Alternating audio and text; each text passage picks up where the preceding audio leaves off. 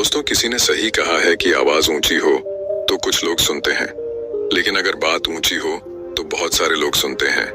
नमस्कार दोस्तों, एक छोटी सी कहानी। ये कहानी एक लड़के की 24 साल का लड़का जो सेठ के यहाँ पर नौकरी करता था। उसके माँ बाप इस दुनिया में नहीं थे। जिंदगी बड़ी परेशानी में चल रही थी। वो जाता था, रोजाना पैसे कमा करके घर आता था, खाना बनाता था, खाता था, सो जाता था।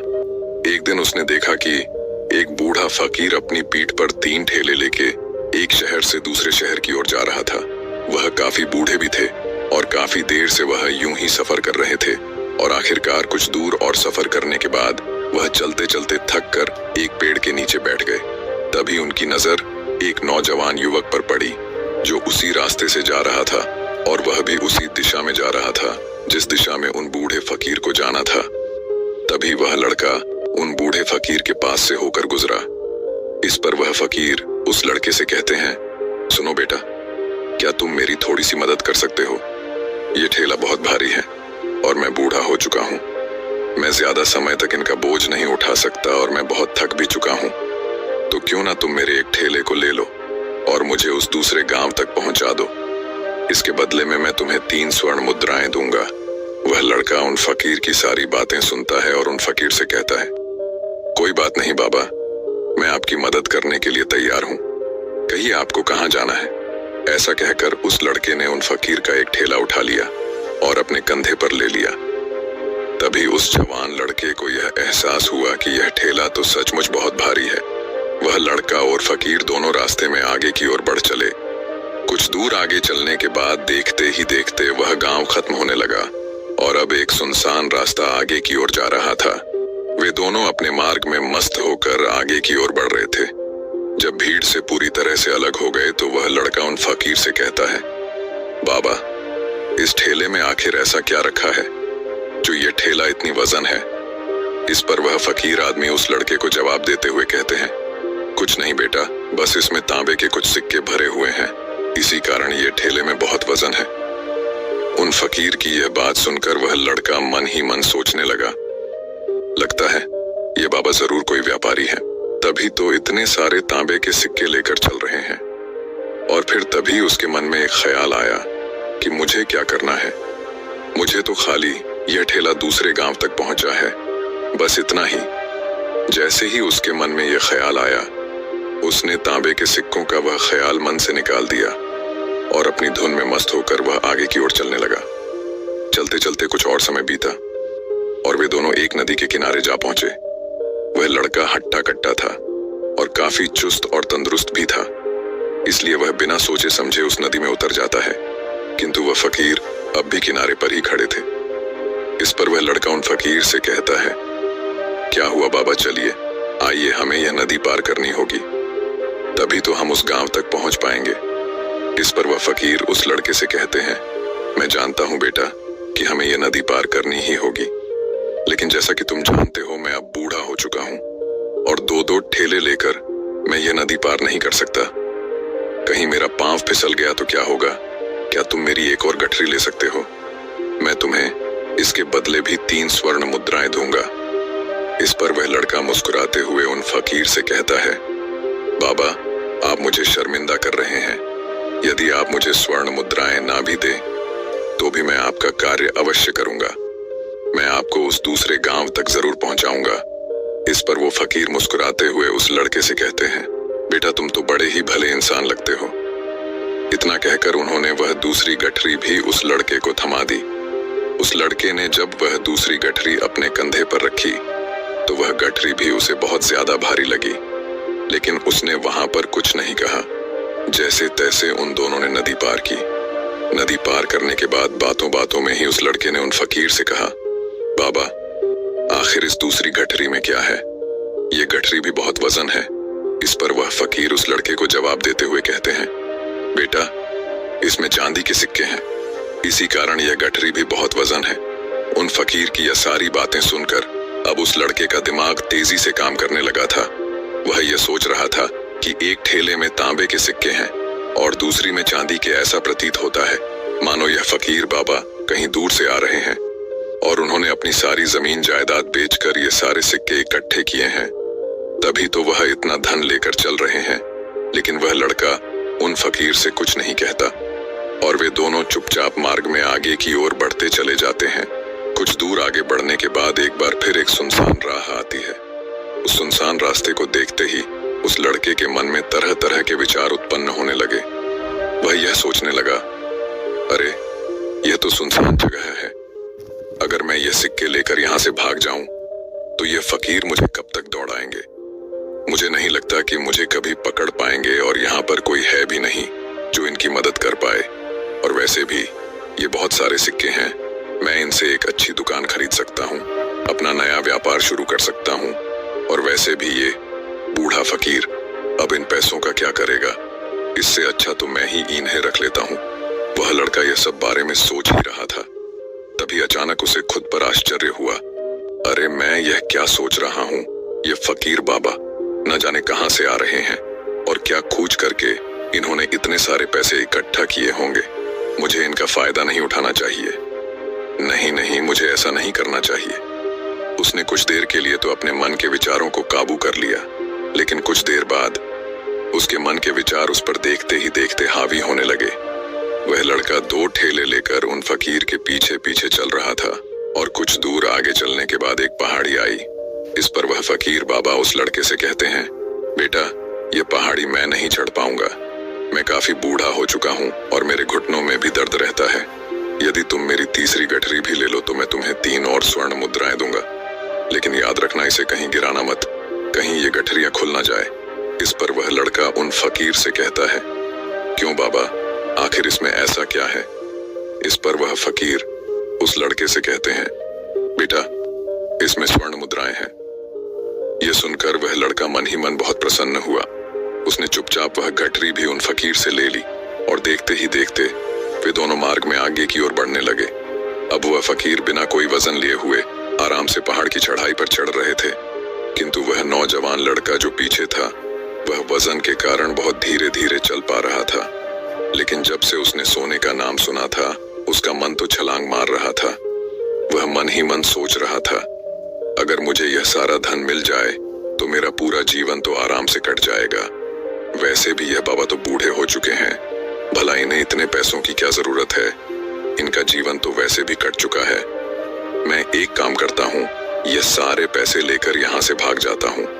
लड़के के मन में अनगिनत विचार उठ रहे थे। लड़के का मन अब उसकी बुद्धि पर पूरी तरह से हावी हो चुका था और उस लड़के का मन अपनी बात को सही साबित करने के लिए उससे कुछ भी कह रहा था। और तभी उस लड़के के मन में एक और विचार उत्पन्न हुआ और अब की बार वह लड़का यह सोच रहा था, लगता है यह फकीर बाबा कोई चोर है, वरना इनके पास इतनी सारे स्वर्ण मुद्राएं कहां से आएंगे।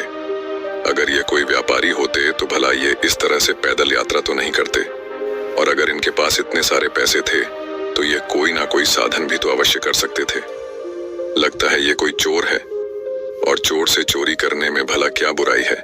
ये सोचता हुआ वह लड़का अब उन फकीर से तेजी से आगे की ओर बढ़ रहा था और देखते देखते वह फकीर से आगे भी निकल चुका था।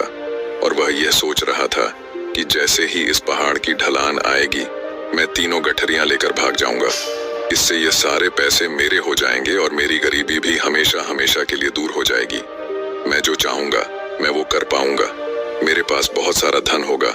और देखते देखते वह दोनों पहाड़ की चोटी पर पहुंच गए और अब ढलान का रास्ता शुरू होने वाला था। तभी वह लड़का उन फकीर से नजरें बचाकर वह 3 गठरियां लेकर भागता हुआ आगे बढ़ गया। अब उसे अपना शरीर बहुत हल्का महसूस हो रहा था, मानो उसे उन 3 ठेलों का वजन तक न मालूम पड़ रहा हो। काफी दूर दौड़ते दौड़ते किसी तरह से वह अपने आप को बचते बचाते अपने घर पहुंचा। उसकी खुशी का कोई ठिकाना नहीं था। उसने सोचा, क्यों ना मैं जल्दी जल्दी इन गठरियां में से वो सारे पैसे निकाल लूं। यह सोचकर जब उसने गठरियां खोली तो पहली गठरी में उसे लोहे से जंग भरे हुए सिक्के मिले। यह देखकर उसे यकीन नहीं हुआ। इस पर उसने फटाफट दूसरी गठरी भी खोल डाली, उसमें भी उसे लोहे के जंग लगे हुए सिक्के ही निकले। यह सब देखकर वह लड़का बड़ा हैरान था। आखिर यह सब क्या हो रहा है? उन फकीर ने तो मुझसे और ही कुछ कहा था। अब उसने वह सोने वाली गठरी खोली और उसमें भी लोहे के जंग लगे हुए सिक्के ही निकले। यह देखकर वो लड़का बड़ा क्रोधित हुआ। उसने सोचा, उन फकीर ने मुझसे झूठ क्यों कहा? उन्होंने मुझसे ऐसा क्यों कहा कि एक में तांबे के सिक्के हैं, एक में चांदी के और तीसरे में स्वर्ण मुद्राएं हैं? वह यह सब सोच ही रहा था कि तभी उसकी नजर उस थैले में पड़े एक पत्र पर पड़ी। उसने वह पत्र उठाया और उस पत्र में लिखा था, यह पूरा नाटक ईमानदार व्यक्ति की खोज करने के लिए रचा गया है और मैं इस राज्य का राजा हूँ। मेरी कोई संतान नहीं और इसीलिए मैंने यह षड्यंत्र रचा है ताकि मैं अपने राज्य में किसी एक ऐसे ईमानदार व्यक्ति की खोज कर सकूं जो मेरे बाद इस राज्य का राजा बन सके और इस राज्य भार को संभाल सके।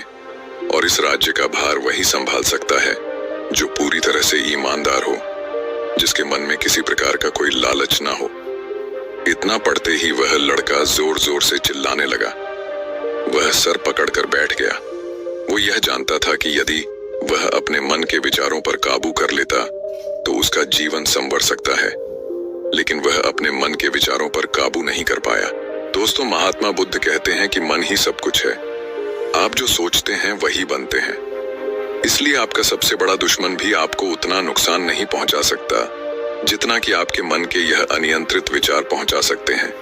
महात्मा बुद्ध कहते हैं, अपने भीतर ध्यान से देखो।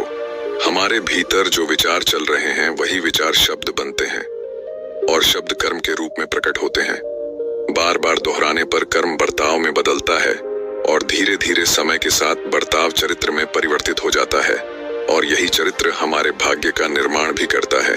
इसलिए हमें हमेशा अपने विचारों के प्रति सजग होना बहुत आवश्यक है। हमें जागरूक होना बहुत आवश्यक है।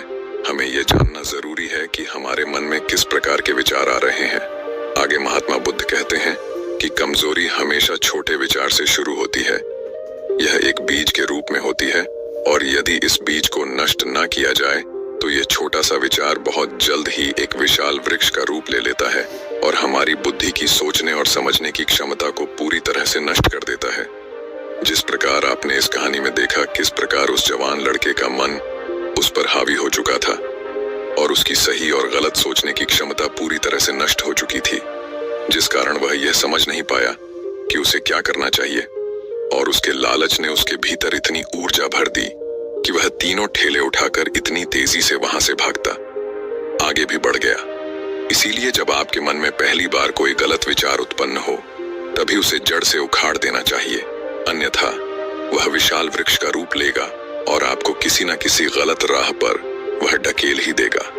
आप चाहकर भी उसे रोक नहीं पाएंगे। लेकिन अब आपके मन में यह प्रश्न उठ रहा होगा कि हम भला अपने मन के विचारों को कैसे नियंत्रित करें। हमारा मन तो इतना चंचल है, वह इतना शक्तिशाली है कि वह हम पर हावी हो ही जाता है। हम चाहकर भी उस पर नियंत्रण नहीं कर पाते। इसका जवाब में महात्मा बुद्ध हमें दो बातें समझाते हैं। पहली बात, सही इरादा विकसित करो। कई बार आपने देखा होगा कि आपके मन में कुछ और होता है किंतु आप कहते कुछ और है, क्योंकि आपके मन के भीतर जो कुछ बसा है वही आपके मुख से बाहर भी निकल रहा है। लेकिन जब हमसे वह गलती हो जाती है तो उसके बाद हमारा मस्तिष्क अच्छी तरह से काम करना शुरू कर देता है। हमारे सोचने और समझने की क्षमता एक बार फिर से जागृत हो जाती है और ऐसी अवस्था में हमें यह एहसास होता है कि हमसे गलती हो गई है और फिर हमारा मन दुखी हो जाता है। हमारा मन अफसोस से भर जाता है और इस भारीपन और दुख से बचने के लिए महात्मा बुद्ध हमें सही इरादा विकसित करने के लिए कहते हैं। इसके लिए जब भी आप कोई कार्य करने जा रहे हो तो सबसे पहले आपको यह खुद से पूछना चाहिए कि जो कुछ भी मैं करने जा रहा हूँ इसके पीछे मेरा इरादा क्या है। क्या मैं दूसरों को दुख पहुंचाना चाहता हूँ या दूसरों को नीचा दिखाने जा रहा हूँ या मुझे खुद को ऊपर उठाना है। खुद से सवाल कीजिए, खुद को जागृत कीजिए। जब आप इरादों के प्रति सचेत होने लगेंगे, जब आप विचारों के प्रति सजग होने लगेंगे, तभी आपके भीतर सकारात्मक ऊर्जा का प्रवाह होगा। तभी आप सकारात्मक इरादों से जुड़ने लगेंगे और आपके मन के भीतर बसी हुई वह नकारात्मक ऊर्जा और नकारात्मक इरादे दिन ब दिन कम होने लगेंगे। परंतु याद रहे, आपको यह हर रोज करना होगा और आपको यह हमेशा ध्यान रखना होगा कि आपको केवल अच्छा सोचना है। आपके इरादे हमेशा अच्छे होने चाहिए, तभी आप दुख और तकलीफों से बच सकते हैं। अन्यथा आप इसी तरह से दुख और तकलीफों में घिरे ही रहेंगे और आप कभी इससे निकल नहीं पाएंगे। दूसरी बात, मन के प्रति सजगता विकसित करो, जिससे आपका मन देखते देखते शांत होगा और आपके मन के भीतर बसी हुई वह नकारात्मक ऊर्जा, नकारात्मक विचार खत्म होने लगेंगे और आप शांति की ओर आगे बढ़ेंगे। और आपको इसके लिए बस इतना ही करना है कि इस पल में जो कुछ भी हो रहा है, आपकी आंखों के सामने आपके भीतर जो कुछ भी जैसा भी चल रहा है, बस उसे देखते रहना है। अपने मन के अच्छे बुरे विचार, अपनी भावनाएं और अपनी यादों पर बिना प्रतिक्रिया दिए उन्हें केवल देखते रहना है, जिससे आपके मन के सारे विचार देखते ही देखते खत्म होने लगेंगे। आपका मन खाली होने लगेगा और आप नकारात्मक विचारों से न सोच से बच सकते हैं और आप इन दुख और तकलीफों से भी दूर रह सकते हैं। इसीलिए महात्मा बुद्ध कहते हैं, जो स्वयं को देखता है वही सबसे बड़ा तपस्वी है। अर्थात जो अपने मन में चल रहे उन विचारों को बिना प्रतिक्रिया दिए हुए केवल देखता है और उन पर कोई भी प्रतिक्रिया नहीं करता, बस उन्हें देखता और समझता है, वास्तविकता में वही मन पर नियंत्रण भी कर सकता है और वही अपना जीवन सुखी और खुशहाली तौर पर जी सकता है। इसलिए यदि आप भी अपने जीवन को सुखी और खुशहाल बनाना चाहते हैं, तो आपको सबसे पहले अपने मन पर नियंत्रण साधना ही होगा, अपने मन को खाली करना ही होगा, अपने मन के विचारों के प्रति आपको सजग होना ही होगा। दोस्तों, उम्मीद है कि आपने आज की इस वीडियो से जरूर कुछ ना कुछ सीखा होगा। अगर आपको ये कहानी अच्छी लगी हो तो इस वीडियो को लाइक करें और हमारे चैनल मोटिवेशन बुद्धा को सब्सक्राइब करें। हम मिलते हैं अगली वीडियो में। धन्यवाद।